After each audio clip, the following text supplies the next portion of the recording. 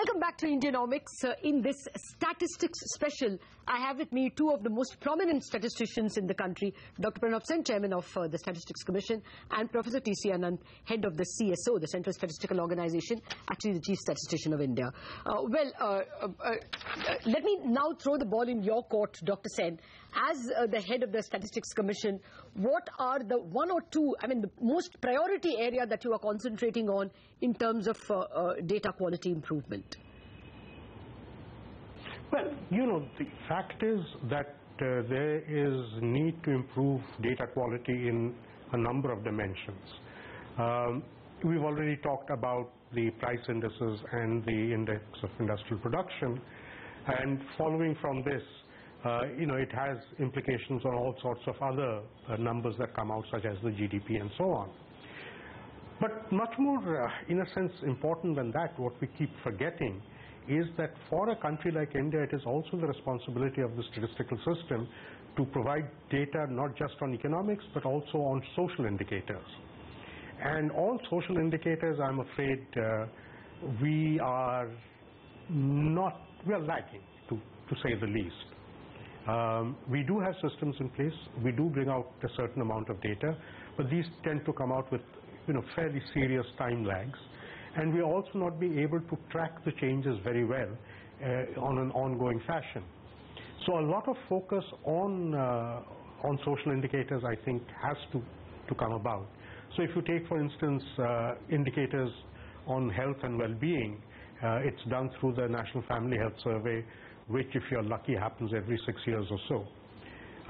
And we just don't have any device for tracking what's happening between those 6 years. We have a similar problem with employment. We get your employment data every 5 years. So we are trying to fill in these gaps, which are important. Okay. Employment data, I was actually coming to that anyways.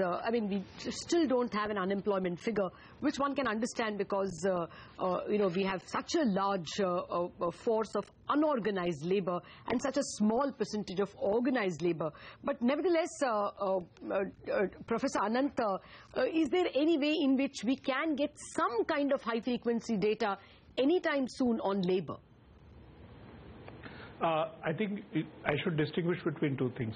High-frequency data on labor is something which we are working on, and we are hoping very soon to be able to introduce a survey mechanism which will generate more frequent estimates of issues relating to labor. But having said that, I do want to return to something which was there in your opening paragraph.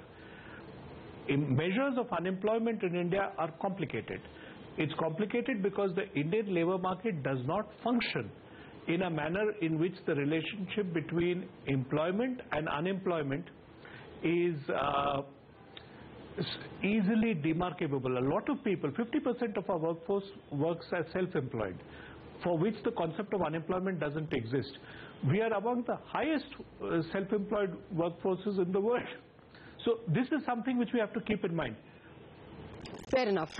But nevertheless, Dr. Sen, rural wages, the Labour Ministry had one series of rural wages. There was a disconnect, and then a new series has come about.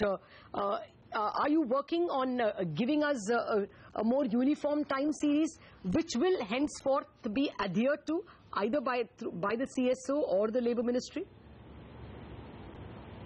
Well, we haven't actually got down to that yet, but I agree that is important. If you think about the series that the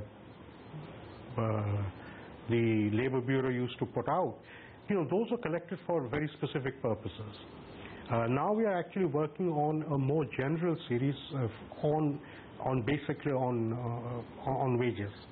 Hopefully we should have that out as well. Okay. What about services?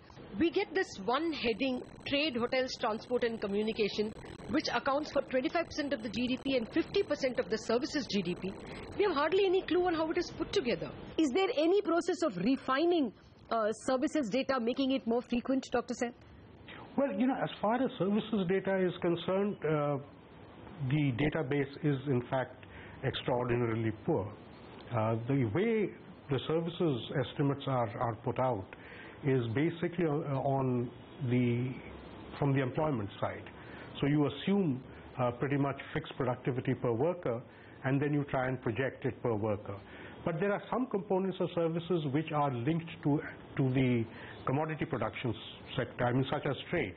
Trade itself is actually linked to your agricultural production and to the IIP.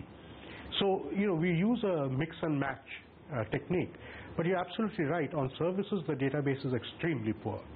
And we are at the moment trying to work on sort of the services equivalent of the annual survey of industries to see whether or not we can improve things significantly. Okay. Professor Anant, is there, anything that we should expect from your table because on these lines, services and labor? Yeah, let me add to this. Labor I've already told you about. Yes. Insofar as services is concerned, principally there are 2 or 3 different elements to which data can come from, and we are exploring all of them. One is, at the moment, most of our data on services comes from, as Pranob was saying, either from employment or from an assessment of corporate returns, which is a second source of data on services. Insofar as corporate returns are concerned, we are hoping to, in fact, tap in, and that has been part of the work plan, on a much richer data base which has become available through the efforts of the Ministry of Corporate Affairs to bring corporate reporting onto a comprehensive online platform through the MCA database. So this will be one major source. The second source, which is under examination, but I can't predict any time frames on it because there are 2 levels of uncertainty. One, both the services tax and excise duties, the excise is more for production, but services tax has got a more modernized MIS system. But they are still under transition, and what we are hoping is that they will move to an integrated system with the goods and services tax, with whom we have also been working.